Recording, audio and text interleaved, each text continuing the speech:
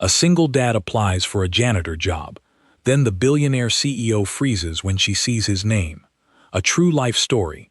Raymond had exactly one good shirt left. He found it at the back of the closet, pressed flat under a stack of his daughter's old coloring books, the collar still crisp from the last time he had ironed it, 2 years ago, for his wife's funeral. He stood there for a long moment with the shirt in his hands, not really looking at it, just holding it the way you hold something when you are not sure what else to do with your hands. The room around him was quiet in the morning way, that particular quiet that only exists before 9 years old wakes up and turns the whole world back on. He checked the shirt for damage the way he checked most things. Methodically, corner to corner. Left shoulder. Right. The front placket. The cuffs. On the left cuff there was a small yellow mark. Faint. Paint or dried mustard, he couldn't say. He turned the fabric over in the light from the window. Small. Could be worse. "You're going to wear that?" said his daughter from the doorway. Her name was Danielle, but she had been Danny since before she could say the whole word herself, and she had the particular quality of a child who wakes up fully functional, no fog, no adjustment period, just immediately there and asking questions. "Yes," he said. "It has a yellow thing on the sleeve." "I know. It's very yellow. I'm going to fold the cuff." She looked at him with the expression she used for statements that were technically true but practically unreasonable. Then she disappeared back toward the kitchen, and he heard the familiar sounds of a cereal box and a bowl and the refrigerator opening. He put the shirt on. He was 42 years old.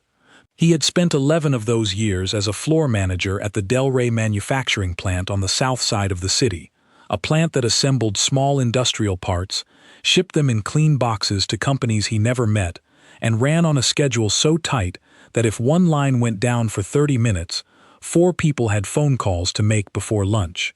He had been good at it. He had been more than good at it. He had known every person on his floor by name, and their children's names, and which ones were saving up for a car and which ones were renting by the week, and which ones needed Fridays handled quietly because their lives were complicated in ways that did not appear on any HR form. Then the plant restructured. Restructured is the word corporations use when they need to say goodbye to 300 people without looking at any of them in the eye. He had gotten a 6-month severance package, a letter from his direct supervisor that called him an exceptional team leader, and a handshake from a regional director who flew in from out of state specifically to shake hands and then flew back. He had held the handshake for 1 beat longer than necessary, looking at the man's face, trying to find something in it. He hadn't found anything. He had spent the next 8 months sending out applications. The responses were polite. They were always polite. They said things like, "We received a high volume of applicants, and we went with someone whose background more closely matched, and we will keep your information on file."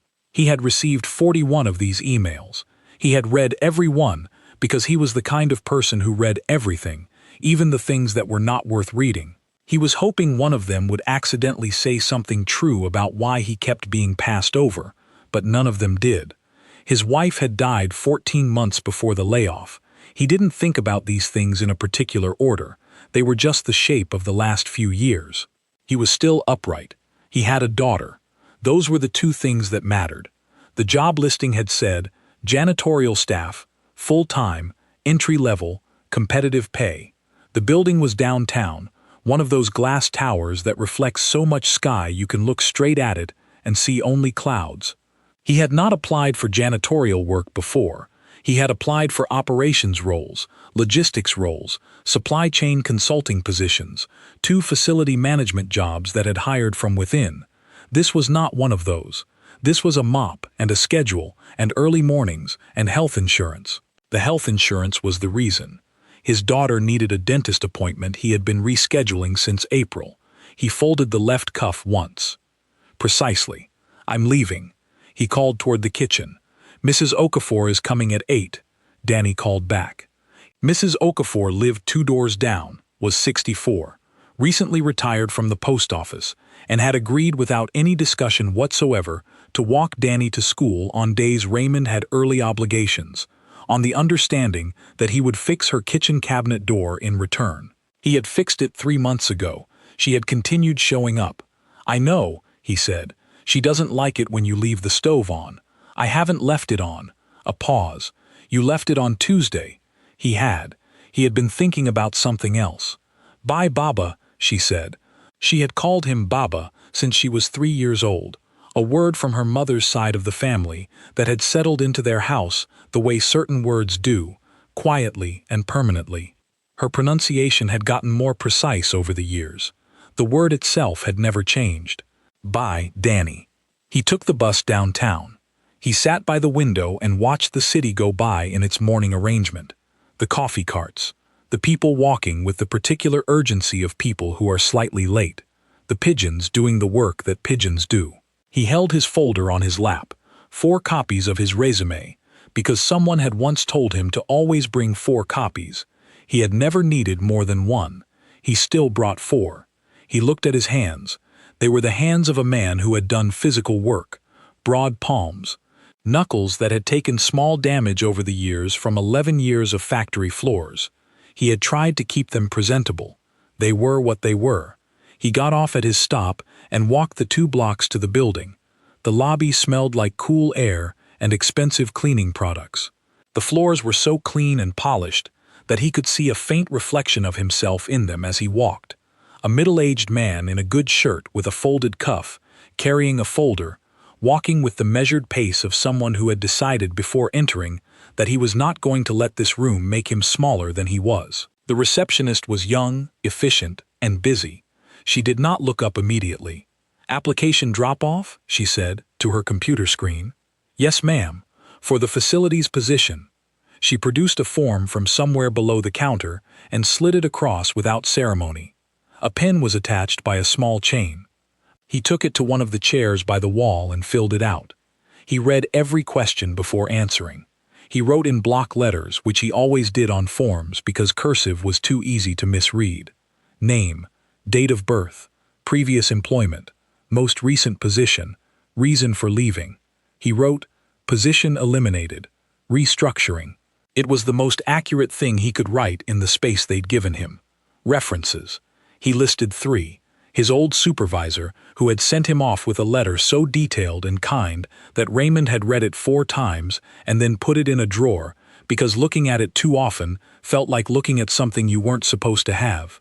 A former colleague, and Mrs. Okafor, because she had presented herself as a reference at a dinner 3 months ago, and there was no use arguing. He brought the form back. The receptionist looked it over in the manner of someone performing the motion of reading rather than actually reading. "Someone will be down in about 20 minutes, she said. He sat back down. He did not look at his phone. 13% battery and no charger. He had meant to charge it the night before. He looked at his hands instead. 23 minutes later, a woman from HR came down. She was pleasant and organized and led him to a small room off the main lobby that was clearly used for exactly this purpose. 2 chairs, a table, a plant in the corner of uncertain realness. She asked about his experience. He answered. She asked about his availability for early shifts. He said he was flexible.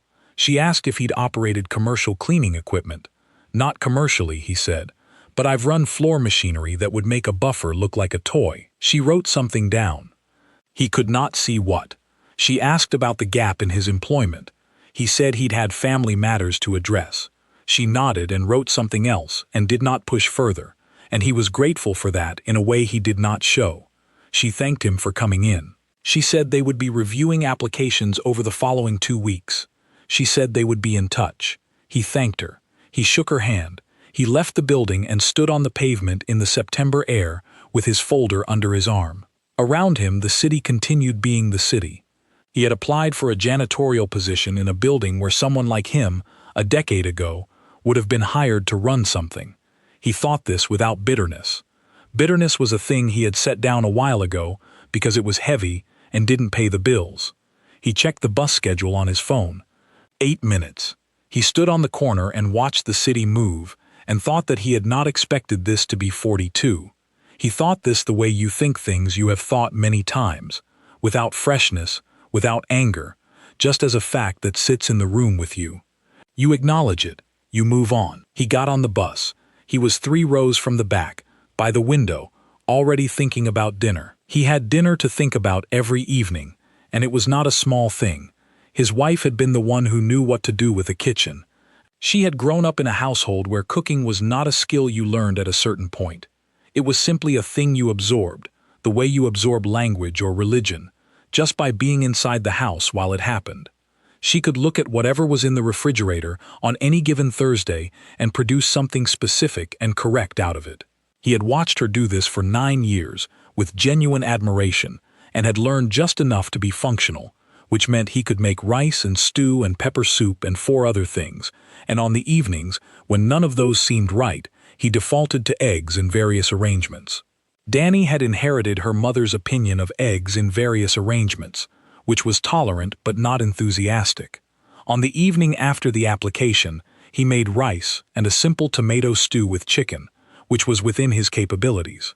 He called Danny for dinner, and she came with a book tucked under her arm, a phase she was in, carrying books room to room the way other children carry toys, as if the stories needed to stay close. She set the book face down on the table. He noted it was about deep-sea creatures. "Did you apply?" she said. "I did. Did they say anything?" "They said they'll be in touch in 2 weeks. She considered this. 2 weeks is a long time. It is. What do we do until then?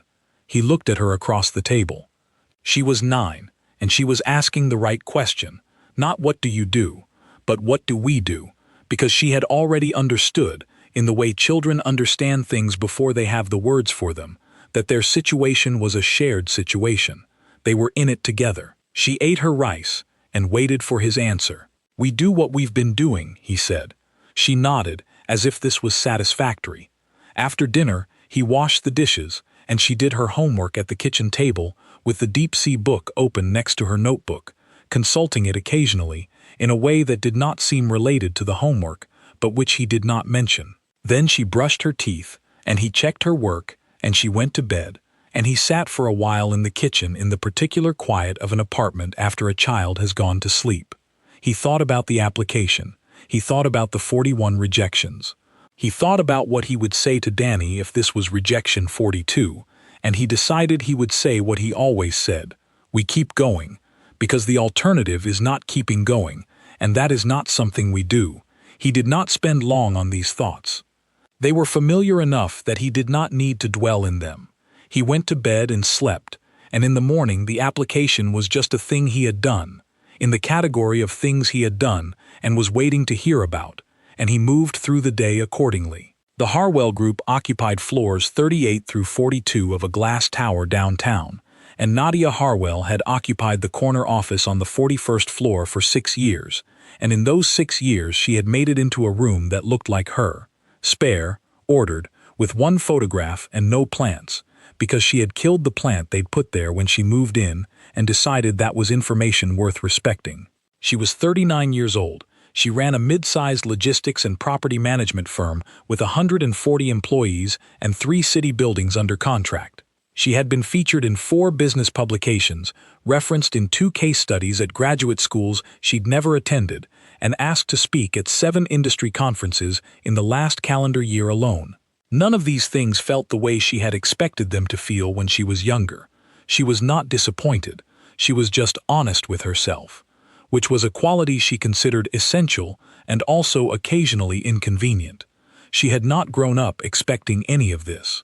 She had grown up on the east side of the city in a 2-bedroom apartment with her mother, who worked long hours and said little about it, and her younger brother, who was 6 years behind her, and for a specific window of his childhood, had needed watching. She had watched him. She had held down 2 jobs while finishing high school, and sent money home through college, and done the things that needed doing, without attaching a story to them, because attaching a story to things that need doing is a luxury for people who have time. She did not talk about the East Side in interviews, not out of shame, out of principle. She had noticed early that people hear difficult background and make it the whole narrative, and she had more narrative to offer than that, and she preferred to offer it on her own terms.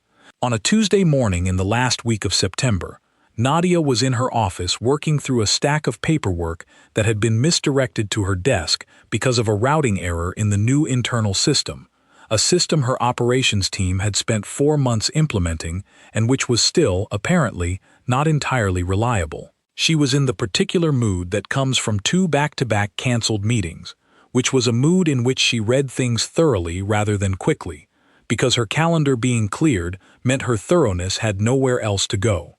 The stack included the approval packets for a round of building hires. These were normally summarized for her. A 1-page sheet per hire, names and roles, ready to sign. The misdirection had sent her the full packets instead, individual applications and all.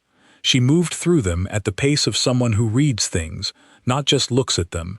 First application, second, third, fourth. She read the name at the top of the form. Raymond Atta. She stopped. Her hand stopped.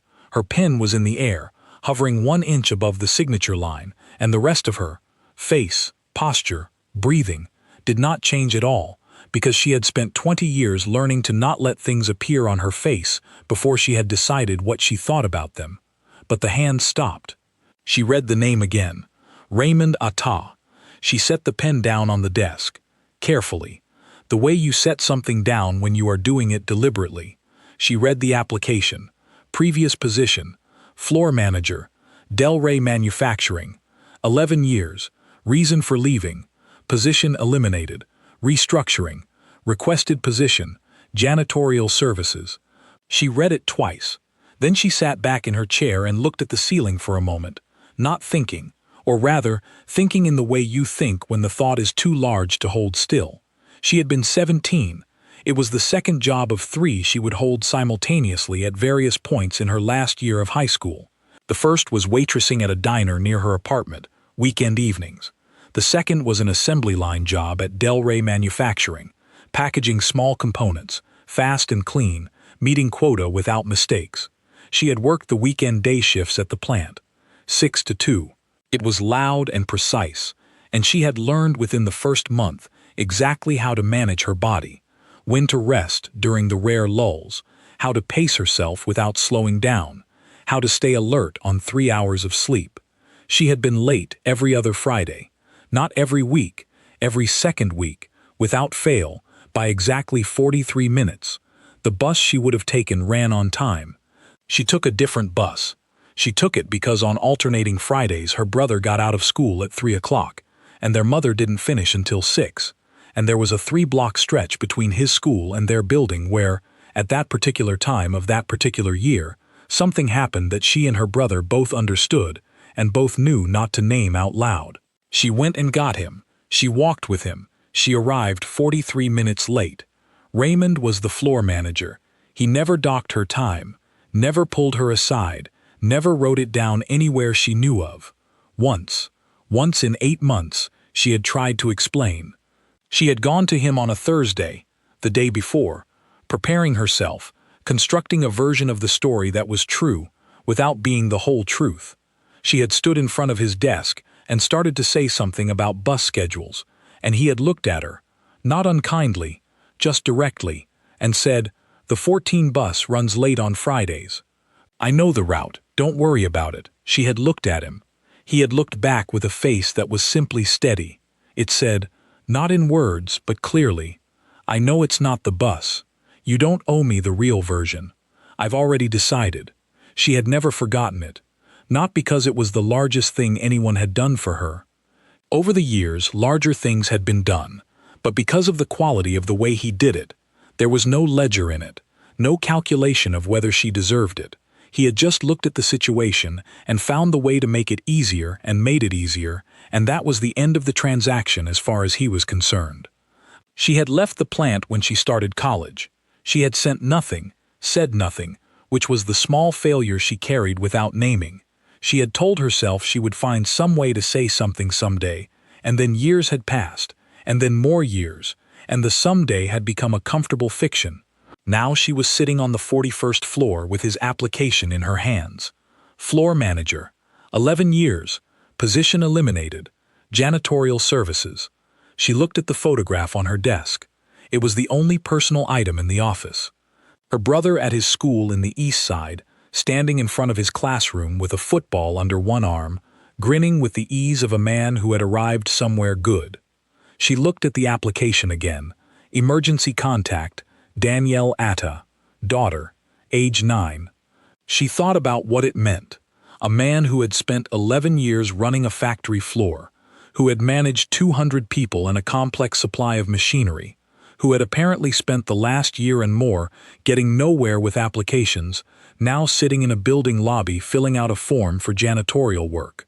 She thought about the folded application, the precise block letters, the answer that said position eliminated, restructuring, 3 words, all of it in 3 words, because there was no more space, and because some things do not require more space. She had built a company on a principle she had once explained to a journalist, as simple as she could make it. Dignity is not a reward for success. It is a condition for it. You do not earn dignity by arriving at the right place. You carry it the whole way, and the people around you either reinforce it or they don't, and the organizations that reinforce it consistently are the ones that last. She had said this in a boardroom and she had said it in print, and she had meant it every single time. She put the application in a separate pile. She called Priya and said she would make 1 call before the 11 o'clock. She dialed the number herself. Raymond was in the kitchen making lunch when his phone rang. Danny was home that day with a low-grade fever that was not serious enough to require a doctor, but was exactly serious enough that Mrs. Okafor had looked at her in the morning and given Raymond the look. The look said, "She is fine, but she should not go to school. And you know this." He had called the school. Danny was on the couch with a blanket and a book about sea creatures. He answered on the second ring. The woman said her name and company. He stood still. CEO. He thought about the application. Janitorial services. He had applied for other positions too, in other buildings, but he remembered this one because of the building's size, because of the careful way the lobby had been kept, because of the young receptionist who had slid the form across without ceremony, and he had found it, oddly, reassuring. No performance, just process. "Your application came across my desk this morning," she said. He waited. In his experience, when someone from management calls about an application you submitted for a low-level position, it is rarely good news. It usually means there is a problem with the form. "I wanted to speak with you directly," she said. "There's a position in our facilities operations department. It's been open for 6 weeks. Director level.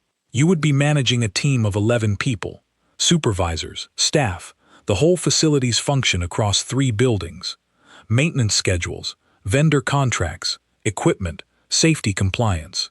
It's a senior role." He said nothing for a moment. She kept going. "I think your background qualifies you for it. I'd like you to come in for a real conversation." He processed this. "Can I ask," he said, "how you came to look at my application?" A brief pause on her end. "We worked at the same place," she said. "A long time ago, you were the floor manager at Delray. I was on the weekend assembly line. I was 17. He was quiet. She said nothing while he was quiet, which he noticed. Most people fill silence. She let it stand. Then he said, "The girl with the brother," and the pause that came back was hers this time. "Yes," she said. "I remember you," he said. He said it plainly, because it was plain. He remembered the way she carried herself on those early mornings, the particular quality of someone who is running on not enough sleep and not enough room, but has decided not to let that be visible. He had seen it before and since, that quality. He recognized it as a form of discipline he had great respect for. She told him about the position in more detail. The team, the buildings, the previous director who had left 7 months ago.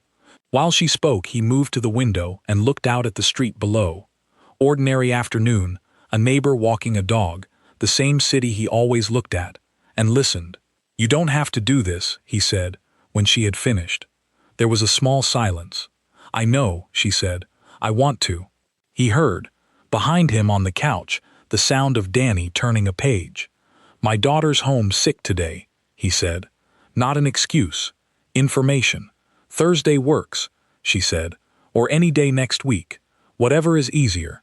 Thursday is fine," he said. 10 o'clock? 10 o'clock. Ask for Renata at the front desk." He said all right. He was about to say goodbye. "Miss Harwell," he said. "Yes. Your brother. Is he doing well? The silence that came back was of a different texture, warmer somehow, or maybe that was just him interpreting. He's a primary school teacher, she said. Coaches football on weekends. Good, he said, just that, good. They said goodbye, and he stood in the kitchen with his phone in his hand and looked at the countertop, the slightly burned toaster, the coloring book stacked there, the list of small repairs taped to the cabinet door, and stayed like that for a while. From the couch, without looking up from her book. Who was that? Work, he said. What kind of work? The good kind, he said. She turned a page. She said, which was her all-purpose response to information she was filing but not yet ready to evaluate. He ironed the shirt again on Wednesday night. He used stain remover on the left cuff. He applied it twice, let it sit, blotted it with a cloth. The yellow lightened, but did not disappear entirely. He held the sleeve up to the kitchen light. From a normal conversational distance you would not notice it. He decided this was acceptable. Danny watched him from the kitchen table where she was doing homework. She had recovered from the fever, with the speed children recover from things that were never that serious to begin with. You're ironing it again, she said. Yes. You ironed it last week. I know. Is this a different job than the cleaning one? He had told her the night before, briefly, without drama, that he had a second interview at the same building, for a different position. She had listened with the focused attention she gave to things she considered important. Same building, he said. Different job. Managing instead of cleaning.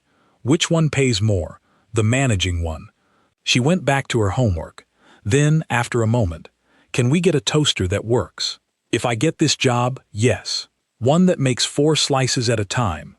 One that makes 4 slices at a time. She nodded seriously and returned to her work. He finished the shirt and hung it on the back of the door. He looked at it for a moment. A shirt. Clean, mostly. Pressed. The collar straight. He had worn this shirt to his wife's funeral, and he was wearing it now to an interview that might change the shape of his year, and he was not sure what to make of that, or whether he needed to make anything of it at all. Some shirts just keep being used. That was perhaps the point of a good shirt. He went to bed. He did not sleep for about an hour. Then he slept fine. Thursday. He arrived at 9:52, 8 minutes before 10. He had calculated this precisely, early enough to show respect for the appointment, close enough to the time that nothing would go wrong between the lobby and the room. The lobby smelled the same as before, cold, clean, expensive. The floors reflected everything. Renata at the front desk had the manner of someone who had been working reception in a building like this for many years and found it neither glamorous nor beneath her, just a function she performed with complete reliability. She looked at him when he said his name, made a small sound of confirmation, picked up the phone, and said, with no inflection, "Mr. Atta is here for Ms. Harwell." Then she pointed to the elevators. 41st floor, glass doors on the left. He rode up alone. 41 floors. He thought about the plant. He often found himself thinking about it, not with longing exactly, but with the particular awareness of a person looking at a significant portion of their life from outside it. 11 years was not a small number. He had learned things in that building that took most of his career to articulate, how to read a room of tired people and know who needed pushing and who needed space, how to solve a problem without making the problem feel like a crisis, how to be the person a floor of 200 people looked at when something went wrong and know that your job in that moment was not to have answers immediately, but to be steady while you found them. He thought he had been good at it. He thought he still was. The doors opened, glass doors, left side. He pushed through and walked the corridor, windows on one side showing the city in full. He did not stop to look. There would be time to look at views later, or not. Either way, it was not what he was here for. A woman, Priya, she said, Ms. Harwell's assistant, met him and walked him the last stretch. She knocked on an open door. He went in. The office was spare and ordered. 1 desk, 2 chairs across from it. 1 window that took up most of a wall. 1 photograph he noticed on the desk, though he couldn't see what was in it from the door. She came around the desk to meet him. He would not have known her on the street. 22 years do what they do, and they had done it to both of them. She was polished in the way that people who run companies become polished, not artificial, but refined, the unnecessary things worn away. But there was something in the way she held herself, upright, precise, watchful, in a way that was not unfriendly, that he recognized. She had held herself the same way at 17, as if she was managing something invisible and doing a good job of it. She extended her hand. "Thank you for coming," she said. "Thank you for the call," he said. They shook hands. Neither of them added anything to that. It was the right thing to do, and they both seemed to know it. She poured water, from a pitcher on the side table, 2 glasses, without asking, and sat across from him and said, "I'll tell you about the role, and then I want to hear from you. If anything doesn't sound right, say so." He said, "All right." She told him about the position. He listened to all of it. He listened the way he listened to everything, with his full attention and without performing the attention, which he had found over the years were 2 different things, and most people did only the performance. She described a role that was, in its substance, not so different from what he had done for 11 years.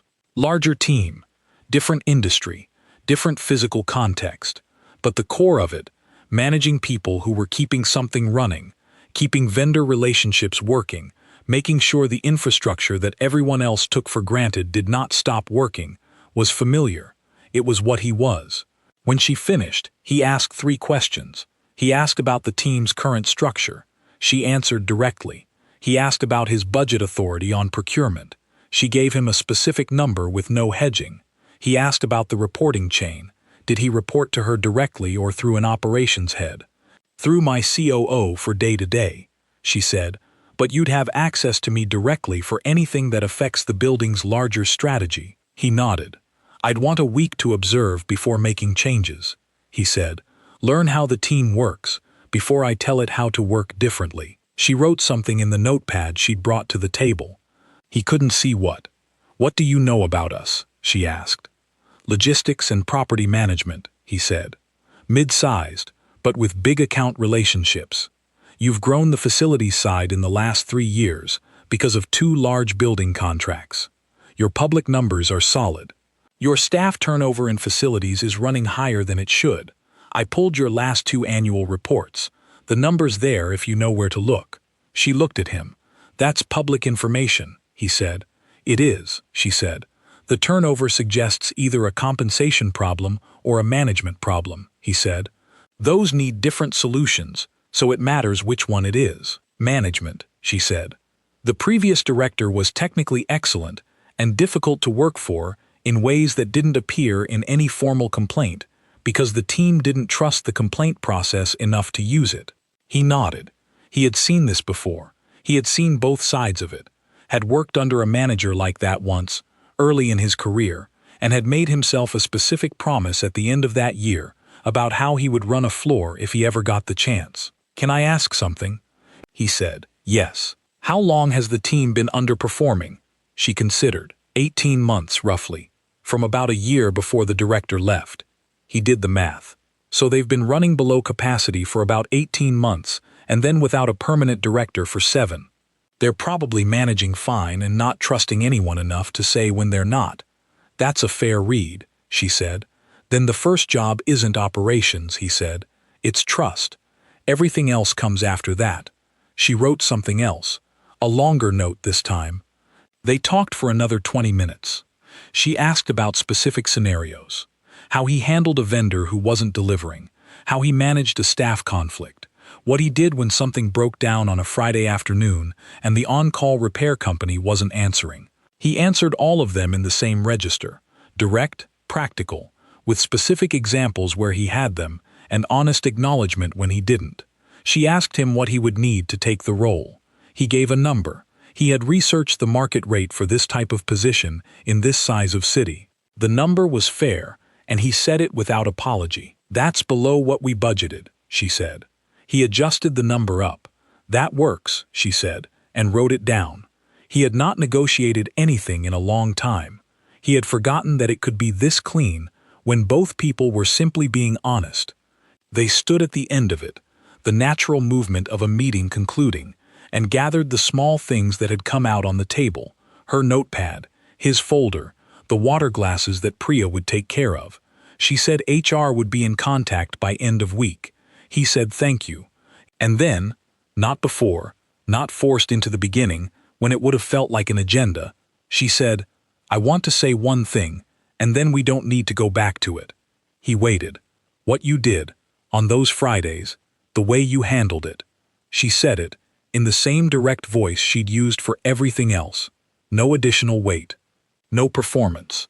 I didn't say anything at the time, because saying something would have made it smaller, but I've carried it a long time. I wanted you to know. He thought about how to answer this. He had been raised by a father who believed that you did what needed doing, and you did not carve your name into it afterward. He believed this too. He also believed, and this was something he had learned more recently, in the years since his wife had died, when quiet kindnesses had come from unexpected corners, that allowing someone to say thank you was its own form of respect. It wasn't a large thing, he said. It was, she said. To me, he looked at her for a moment. I'm glad it was useful, he said. She nodded. That was the whole conversation. Neither of them added to it. He rode the elevator down. He stood on the pavement and looked at the street, the same city he always looked at, the same September air, cooler now in the afternoon. He had come to this building 3 weeks ago with a folder and a folded cuff and a form to fill out for a janitorial position, and he was leaving it now with something that felt. He tested the feeling carefully, not wanting to name it before he was sure, like a door that had been locked for a while and had just, with no ceremony, opened. He found the nearest bus stop. He sat down on the bench and looked at the time. He had 32 minutes until the next bus. He sat with that in the afternoon light and let the day be what it was. The offer came on Friday. A formal letter, an email from HR, all the right papers in the right order. He read everything twice. He signed what needed signing and sent it back before noon. He called Mrs. Okafor. He told her he had gotten a job, a real one, management, and she said, "Of course you did," in the tone she used for facts that had never been in question, and he was simultaneously embarrassed and grateful, which was the specific combination Mrs. Okafor consistently produced in him. He told Danny that evening. She was at the kitchen table eating cereal, which was what she ate for dinner when he had not had time to cook properly, and they had reached the informal agreement, never stated, that cereal was an acceptable dinner so long as nobody said the word cereal in the context of dinner. The managing job, she said, yes. In the big building? Yes. She processed this with her cereal spoon raised. More money? She said. Yes. Can we get a new toaster? Yes. 4 slices? Danny, yes. 4 slices. She returned to her cereal with the expression of someone who had reached a satisfactory conclusion. He sat across from her at the table and looked at the kitchen, the burned toaster, the coloring books stacked on the counter, the list taped to the cabinet, the window showing the early dark of the year turning toward autumn, and felt something that he didn't have a single word for. The closest he could get was the shape of the last few years shifting, not disappearing, not being undone, just rearranging itself into something that had, somewhere in the middle of it, some room. He didn't try to name it more precisely than that. He let it sit. His first day was a Monday. He arrived at 8:43. The sky was fully light by then, and the building's glass caught it and threw it back in all directions, and he stood on the pavement for one moment, looking up at it, the way you look at something you are about to enter on different terms than the last time. Then he went in.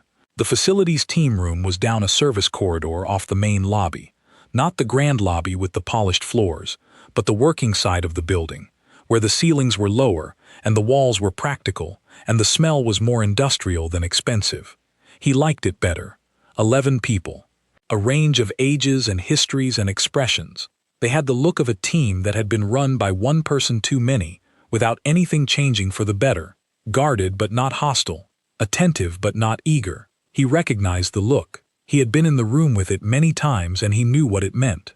It meant, "We'll see." He introduced himself without ceremony. He said his name, He said he had run a manufacturing floor for 11 years, and his job in those 11 years was to make sure 200 people and a lot of expensive machinery operated well together, and he was here to do a version of the same thing. He said he was going to spend his first week learning, walking the buildings, reading the logs, talking to each of them individually, before he said a single word about changing anything, because you cannot improve something you don't understand first.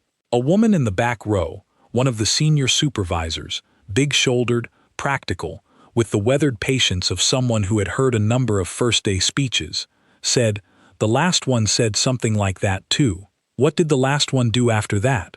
Raymond said. She looked at him. "Not a lot," she said. "Okay," he said. "Then I'll try for a lot." Her expression shifted, not warmly, not yet, but in the direction of warm. She wrote something in her notepad.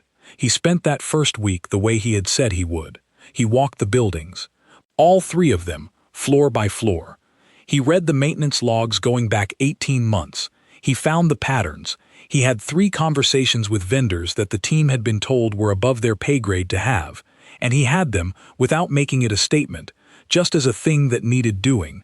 The south elevator in the second building, which everyone knew had a problem and which had been written up and not escalated for 8 months. He escalated on Tuesday morning. It was repaired by Thursday afternoon. He met with each team member individually, not performance reviews, conversations. He asked what was working and what wasn't, and he listened without filling the silence when they needed the silence to find the right words. Several of them came in expecting to be managed at. They left having been heard, which is a different thing, and the difference was visible in their faces when they stood to go. By Thursday of the first week, the senior supervisor, B, her name was, 53 years old, had been with the company longer than anyone else in the facilities team, was calling him by his first name. By the end of the second week, 3 things had been fixed that had been broken for months. By the end of the month, the team's incident log was shorter than it had been in 2 years. Small things, consistent things. The building kept running. Nobody noticed it running, which was precisely the right outcome. She was walking with 2 people behind her, both carrying tablets, all of them moving at the pace of a meeting that had ended, and another that was beginning. She looked up as he came around the corner, and she gave a small nod, not corporate, not performative, just a nod that said, "I see you, you're here, this is good." He nodded back the same way. That was all. It was exactly the right amount. He kept the photograph in his shirt pocket. He had always kept it there. Danny at age 7 at a beach they'd gone to for a long weekend. Salt water on her face. The particular expression of someone who has just discovered that waves are real, and they are excellent.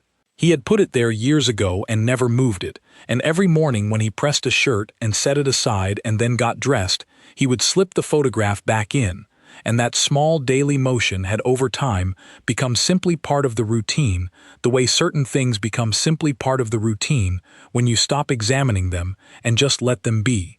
The new toaster arrived on a Wednesday. 4-slice, mid-range, stainless finish, with a dial for bagels separately from a dial for toast, which Danny had researched online with the focus she usually reserved for sea creatures. She stood in the kitchen and made 4 slices of toast and ate 2 of them and declared the toaster excellent. She made the other 2 for him. He ate them at the kitchen table while she went back to her homework. The kitchen had the same coloring books stacked on the counter, the same cabinet with the list of repairs taped to the door, though 2 items on the list had been crossed off now. The same window, the same early dark coming in. It was the same kitchen it had always been. It was also different. Not because anything visible had changed. The furniture was the same, the appliances mostly the same, the light the same, but something in the weight of the room had shifted. He had noticed it slowly, the way you notice things that happen in degrees rather than all at once. A loosening, a space where there had not been space before.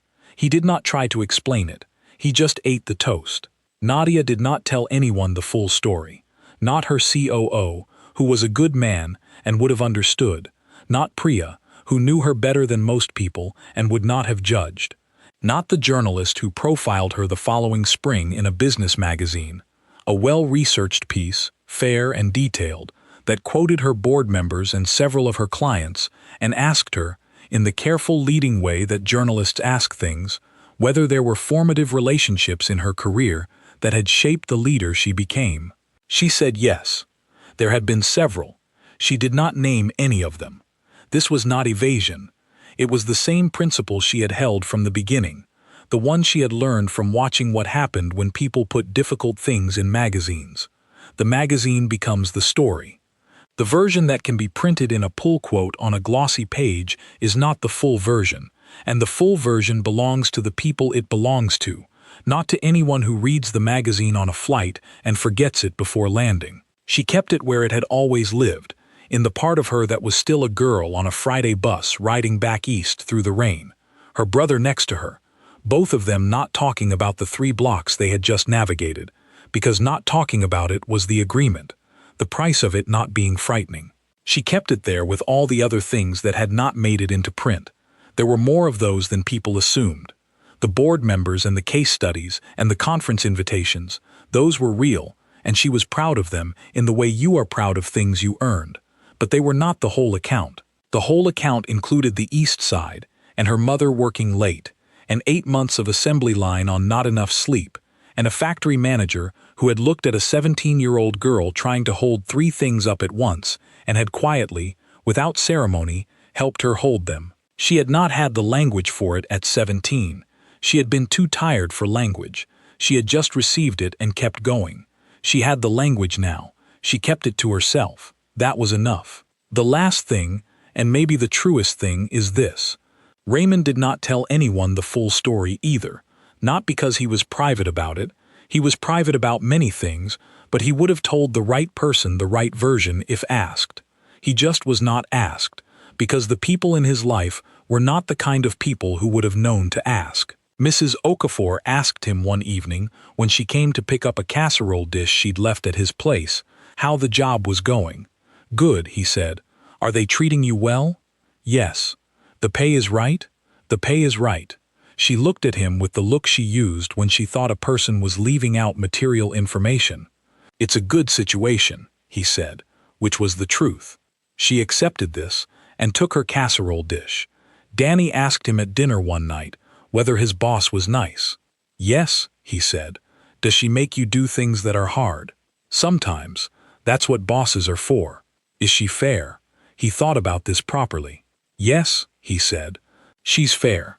"Okay," said Danny, and resumed eating. He thought about what he would say if Danny ever asked for the full story. He thought she would ask eventually, because she was the kind of child who eventually asked everything, just at her own pace and in her own time. When she did, he thought he would tell her.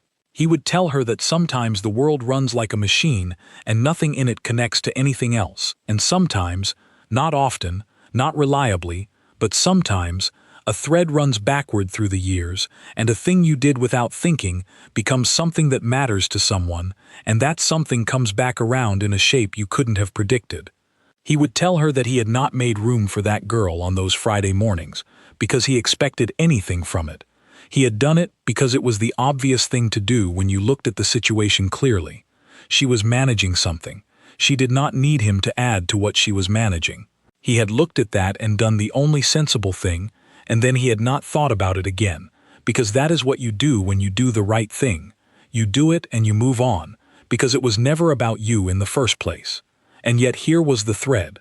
Here was the office on the 41st floor, and the conversation about the East Side and her brother who coached football, and the offer that came in a formal letter on a Friday, and which he had signed before noon. He did not know what to call it. He was not sure it needed a name.